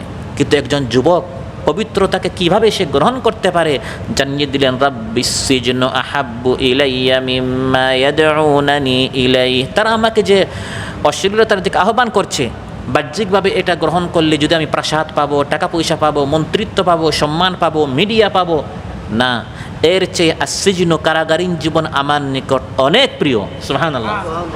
এটা বলা যেমন সহজ, বাস্তবে এটা নিজের জীবনে আনা এত সহজ নয়। দুনিয়া হাত সানি দিয়ে আহ্বান করছে, এমন সময় কারাগারের অন্ধকার কাষ্ঠে জীবন কাটানো পবিত্রতা গ্রহণ করার কারণে। আর অশ্লীলতা গ্রহণ করলে আপনি পুরো দুনিয়া পাচ্ছেন। এই নমুনা উপস্থাপন করেছেন ইউসুফ আলাইহিসসালাম, ইয়াহইয়া আলাইহিসসালাম, এই সকল নবীগণ। রাসূল সাল্লাল্লাহু আলাইহি ওয়াসাল্লাম ইরশাদ করেন, সাত দল ইউযিল্লুহুমুল্লাহু ফি যিল্লিহি ইয়াওমা লা যিল্লা ইল্লা যিল্লুহ, যখন আল্লাহর ছায়া ছাড়া অন্য কোনো ছায়া নেই, তখন 7 দলকে আল্লাহ তাআলা তার আরশের ছায়া নিয়ে স্থান করে দেবেন। সুবহানাল্লাহ। ছায়ার গুরুত্ব কত বেশি আর 2-1 মাস পর আমরা বুঝবো। 2-1 মাস পর যখন খুব বেশি রোদ হবে, তখন সবাই মসজিদের ভিতরে না বাহিরে, ভিতরে আসার চেষ্টা করবে এই দুপুরের সময় জুমার নামাজে। কারণ এই ছায়ার কত গুরুত্ব। সূর্য এরকম লক্ষ লক্ষ কিলোমিটার দূর না, মাত্র 1 মাইল দূরত্বে চলে আসবে কিয়ামতের দিন। তখন মহানবী সাল্লাল্লাহু আলাইহি ওয়াসাল্লামের সাথে 7 দলকে আল্লাহ স্থান করে দিবে। এর মধ্যে এক দল হচ্ছে ওয়ারাজুলুন দাআতহু ইমরাআতুন যাতু মানসিবিন ওয়া জামালিন ফাকালা ইন্নী আখাফুল্লাহ। একজন ব্যক্তি, একজন পুরুষ, তাকে এক সম্ভ্রান্ত সুন্দরী তরুণী তন্নী তাকে আহ্বান করেছে অশ্লীলতার দিকে, কিন্তু সে বলল না, আমি আল্লাহকে ভয় করি। ওই আল্লাহকে ভয় করার কারণে, অশ্লীলতা থেকে নিজের যৌবনকে তারুণ্যকে বাঁচানোর কারণে কিয়ামতের দিনের কঠিন এই ভয়াবহ গরম থেকে, তাপ থেকে, সূর্যের রোদ থেকে আল্লাহ তাআলা তাকে বাঁচিয়ে আরশের চেয়ার নিচে ভিআইপি বিশেষ ব্যক্তিবর্গের সাথে আল্লাহ তাআলা তাকে স্থান করে দিবেন। সর্বশেষ ইয়াহইয়া আলাইহিসসালামের গুণ আল্লাহ উল্লেখ করেছেন, ওয়া কানা তাকিয়া, তিনি মুত্তাকি ছিলেন। তিনি কি ছিলেন? আল্লাহকে ভয় করে জিনিসটা কি, মুত্তাকি হয় জিনিসটা কি। আজ-জুহুদুল কাবীর নামক কিতাবে ইমাম বাইহাকী রাহিমাহুল্লাহ উল্লেখ করেন যে এক ব্যক্তি আবু হুরায়রা রাদিয়াল্লাহু আনহুকে প্রশ্ন করলো, আনি তাকওয়া, হে আবু হুরায়রা, তাকওয়া জিনিসটা কি? আমরা সবাই শুনি তাকওয়া তাকওয়া, মুত্তাকি, তাকওয়া জিনিসটা কি? তিনি বললেন, হাল আখাযতা তারিকান দা শাওকিন, তুমি কি কখনো এমন রাস্তা দিয়ে হেঁটেছো যে রাস্তার মধ্যে অনেক কাঁটা আছে, ময়লা আছে, ঘাস, ময়লা, সাপ, অন্ধকারের মধ্যে কাদা আছে? এরকম আমাদের দেশে গ্রামগঞ্জে রাতে মনে করেন রাত 10টা-11টার সময় যখন হাতও দেখা যায় না, অন্ধকার, এখানে আপনার কারেন্ট নেই, লাইট নেই, এ ধরনের আমাদের দেশে আছে না গ্রামগঞ্জে, অনেক কাঁটা আছে, আপনি পা ফেলছেন, এই সামনে সাপ না কাদা না পানি না ঘাস, আপনি নিজে জানেন না। এই ধরনের কোনো রাস্তায় তুমি কি হেঁটেছো? ওই লোক বলল নাম। তখন হযরত আবু হুরায়রা বলেন, ফাকাইফা সানাআতা, ওই রাস্তা তুমি কিভাবে অতিক্রম করেছো? قال إذا رأيت الشوك عدلت عنه أو جاوزته أو قصرت عنه, কোনো কাটা, ময়লা, সাপ ইত্যাদি কোনো কিছু থাকলে খুব সাবধানতার সাথে, আমার শরীরে আমার কাপড়ে যেন না লাগে, অত্যন্ত সাবধানতার সাথে সতর্কতার সাথে আমি এই পথটি অতিক্রম করেছি। তিনি বলেছেন, যাকাত তাকওয়া, এটাই তাকওয়া। দুনিয়ার পথে অসৎ সঙ্গী আছে, শয়তান আছে, দুনিয়া হাতছানিতে আহ্বান করছে, রঙিন সোনালি রূপালি এই দুনিয়া আহ্বান করছে মানুষকে জাহান্নামে নিয়ে যাওয়ার জন্য। এমন সময় ওই রাস্তার মতো দুনিয়ার এই রাস্তায় চলতে হবে, অত্যন্ত সতর্কতার সাথে চলতে চলতে চলতে চলতে জান্নাতে পৌঁছে যাওয়া, এটাকেই তাকওয়া বলা হয়। খাল্লিদ যুনুবা সাগীরাহা ওয়া কাবীরাহা যাকাত তুকা ওয়াসনা কামাশিন ফাওকা আরদিশ শাওকি ইয়াহদারু মা ইয়ারা লা তাহকিরান্না সাগীরাতান ইন্নাল জিবালা মিনাল হাসা। কবি বলেন, বড় হোক ছোট হোক প্রত্যেকটা গুনাহ ত্যাগ করো। খাল্লি যুনুবা সাগীরাহা ওয়া কাবীরাহা যাকাত তুকা, এটাই হচ্ছে তুকা, তাকওয়া।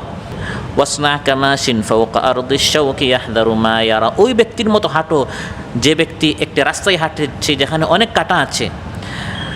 আর ছোটো ছোটো বলে কোনো গুনাহকে হালকা মনে করিও না, কারণ একটি পাহাড় ছোটো পাথর থেকেই হয়।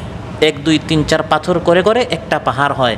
কাতরা কাতরা সে দরিয়া হতে হয়, ফুটা ফুটা থেকে একটা সমুদ্র হয়।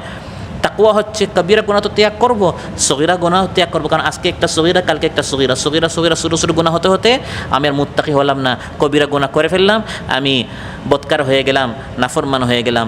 এই জন্য ইয়াহইয়া আলাইহিসসালাম সহ এই সকল নবীদের কাহিনী যে আল্লাহ তাআলা বলেছেন, তারা মুত্তাকি ছিলেন, তারা শুধু কবিরা গুনাহ নয়, কবিরা গুনাহ তো তারা ত্যাগ করেছেন, পাশাপাশি সগীরা গুনাহও তারা ত্যাগ করেছেন।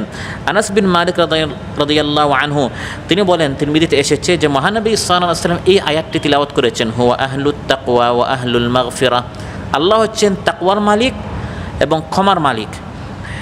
এই আয়াতটি তিলাওয়াত করে বলেন যে ক্বাল আল্লাহু আযজা ওয়া জাল, আল্লাহ তাআলা বলেন, আনা আহলুন আন উত্তাকা ফামান ইত্তাকানি ফালাম ইয়াজআল মাই ইলাহান ফাআনা আহলুন আন, আমি আল্লাহ হচ্ছে এমন যে প্রত্যেকে যেন আমাকে ভয় করে, আমার থেকে যেন তাকওয়া সবার থাকে। যারা আমাকে ভয় করবে, মুত্তাকি হবে, আমি তাদের গুনাহগুলো ক্ষমা করে দিব। সুবহানাল্লাহ। সম্মানিত ভাইরা, আজকের আলোচনা থেকে যেটা আমরা জানলাম বুঝলাম সেটি হচ্ছে ইয়াহইয়া আলাইহিস সালামের কয়েকটি গুণাবলী আল্লাহ তাআলা উল্লেখ করেছেন। এই কয়টা গুণ ইয়াহইয়ার ছিল, কোরআনের মধ্যে উল্লেখ করে আমাদের লাভটা কি? তিনি তো অতীত হয়ে গেছেন, চলে গেছেন। এই জন্য কারণ কোরআন হচ্ছে হিদায়াতের গ্রন্থ। এই সকল নবীদের কাহিনী বলে বলে শুধু সময় পাস করার উদ্দেশ্য নয়, বরং এই গুণগুলো আমাদের মধ্যে কীভাবে আসে। আমরা এই নবীদের, তারা তো মাসুম ছিলেন, নিষ্পাপ ছিলেন, কোনো গুনাহ নেই। এই সকল আমাদের যারা আদর্শ, আমাদের যারা আইকন, আমাদের যারা আইডল, ফাবি হুদাহ মুক্তাদি, তাদের পথ যেন আমরা অনুসরণ করতে পারি, তাদের মতো এই গুণাবলী যেন আমরা আমাদের জিন্দগিতে আনতে পারি। তাই এই কথাগুলো আল্লাহ তাআলা কোরআনের মধ্যে বারবার উল্লেখ করেছেন। আল্লাহ সুবহানাহু ওয়া তাআলা আমাদের সবাইকে আমল করার তৌফিক দান করুন। আমাদের আগে পরে সব গুনাহ আল্লাহ তাআলা মাফ করে দেন। আল্লাহ তাআলা আমাদের সবাইকে তার যাকিরিন, শাকিরিন, প্রিয় বান্দাদের মধ্যে শামিল করুন, যারা সব সময় তার নিকট দোয়া করে, তার নিকট জিকির করে, তার তাসবিহ পাঠ করে, তার হামদ পাঠ করে, তার প্রিয় ভাজন, তার সন্তোষ ভাজন বান্দাদের মধ্যে আল্লাহ তাআলা আমাদের সবাইকে শামিল করুন। আমাদের মধ্যে যার যে পেরেশানি আছে আল্লাহ তাআলা পেরেশানি মুক্ত করুন। যারা অসুস্থ রয়েছেন আল্লাহ তাআলা সুস্থ করে দেন। ঋণের বিশাল বোঝা নিয়ে অনেক ভাইরা রয়েছেন, আল্লাহ তাআলা আমাদের ঋণ পরিশোধ করার তৌফিক দান করুন। যে সকল ভাইয়েরা হজ উমরা করতে পারেন নাই, আল্লাহ তাআলা পবিত্র ঘর জিয়ারত করার, রাসূল সাল্লাল্লাহু আলাইহি সাল্লামের মসজিদ জিয়ারত করার আমাদের সবাইকে তৌফিক দান করুন। যারা নিঃসন্তান তাদেরকে আল্লাহ তাআলা নেক সন্তান দান করুন। যাদের সন্তান রয়েছে আল্লাহ তাআলা সন্তানদেরকে নেককার, আল্লাহওয়ালা, তার প্রিয় বান্দা হিসেবে কবুল করুন। আল্লাহ সুবহানাহু ওয়া তাআলা বলার চেয়ে শোনার চেয়ে আমাদের সবাইকে আমল করার তৌফিক দান করুন। আসসালামু আলাইকুম ওয়া রাহমাতুল্লাহি ওয়া বারাকাতুহু। সমাধান চাও যদি জীবনে মরণে, ফিরে যাও খুঁজে নাও, চোখ রাখো কোরআনে, তবেই পাবে সুখ শান্তির ঠিকানা, যদি মেনে নাও তুমি মনে প্রাণে সমাধান।